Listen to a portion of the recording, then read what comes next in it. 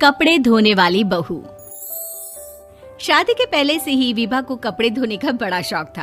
कभी नल के नीचे तो कभी तालाब के पास। अरे मेरी नीली वाली लुंगी नहीं दिख रही है।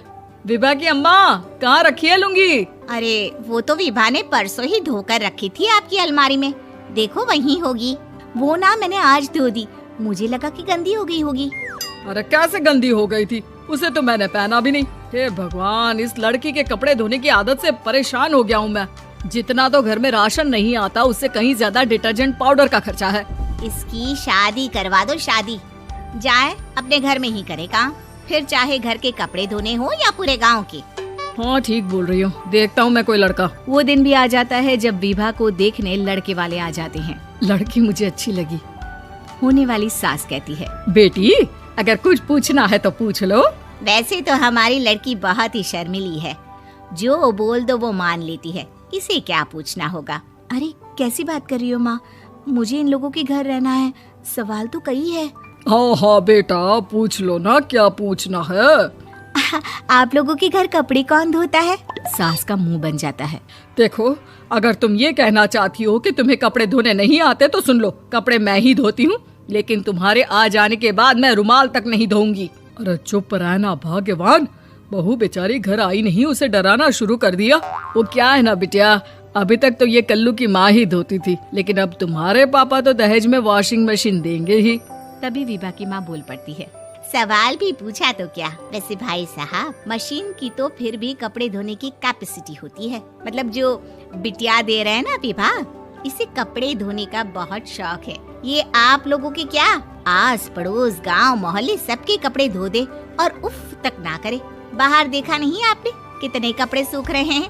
सब हमारी बिटिया ने ही तो धोए हैं। बस भी करो ना माँ, शर्म आ रही इतनी तारीफ सुनकर। और तो और एक दाग निकाल कर दिखाओ तो मान जाऊँ। हाँ अच्छा, माफ करना बेटा, मैंने गलत समझा।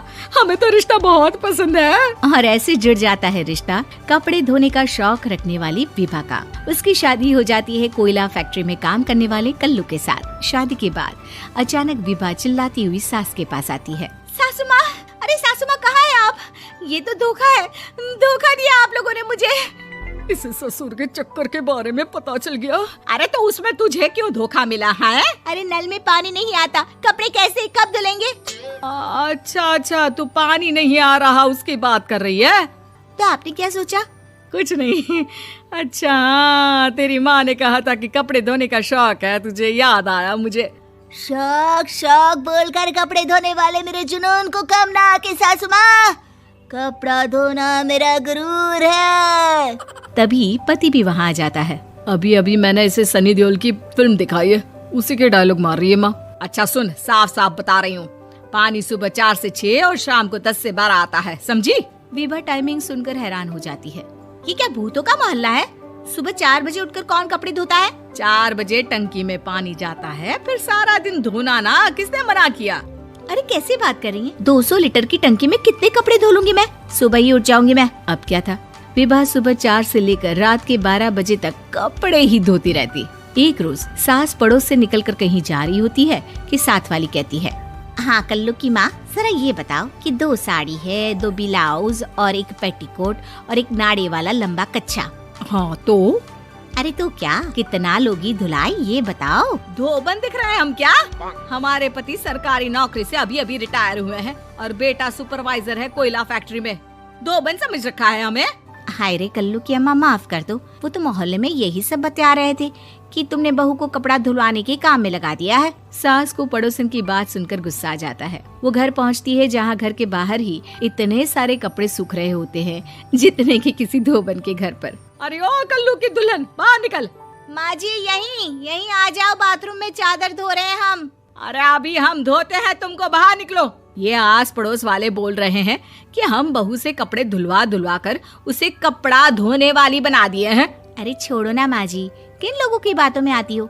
आस पास के लोगों का तो काम ही होता है कि वो किसी तरह सास बहू को लड़ा दे। बहू सारे घर के कपड़े धोती है, ये क्या कम है? बोलिए। सास को भी लग जाता है कि वो बहू का ये सनकीपन नहीं छुड़वा सकती, इससे अच्छा है कि खुद ही चुप हो जाए। एक रोज सास और बहू मंदिर जाते हैं, जहाँ सास की साड़ी वहाँ खड़ी भीख मांगने वाली से मिलती है। माँ जी क्या बात है, आपकी साड़ी उस भिखारन से कितनी मिल रही है ना? हाँ हाँ देखो तो दोनों की साड़ी मिल रही है। क्या बात है कल्लू की अम्मा, तुम खुद को तो अफसर की बीवी बताती हो और ऐसी सिंपल सी प्लेन साड़ी पहनकर घूमती हो। सिंपल और प्लेन नहीं है ये साड़ी। तो क्या सोने के धागे से फूल बने हैं? कुछ भी सासू माँ, कुछ भी। हाँ बने थे इस साड़ी में सोने के धागे से फूल। मेरे पति लेकर आए थे मद्रास से स्पेशली मेरे लिए 10,000 की। ताहे भाई साहब इस भिखारन के लिए भी सेम टू सेम साड़ी लेकर आए होंगे 10,000 की। सास उस वक्त तो कुछ नहीं कहती, लेकिन बहू के साथ घर आती है और अलमारी से एल्बम निकाल कर लाती है। ये साड़ी देख रही है, ये वही साड़ी है जिसे मैंने अभी पहना था।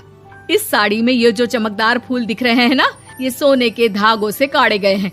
लेकिन तू लोकल वॉशिंग मशीन ब्रश से घिस घिस कर सारे फूलों को निकाल कर साड़ी प्लेन कर दी।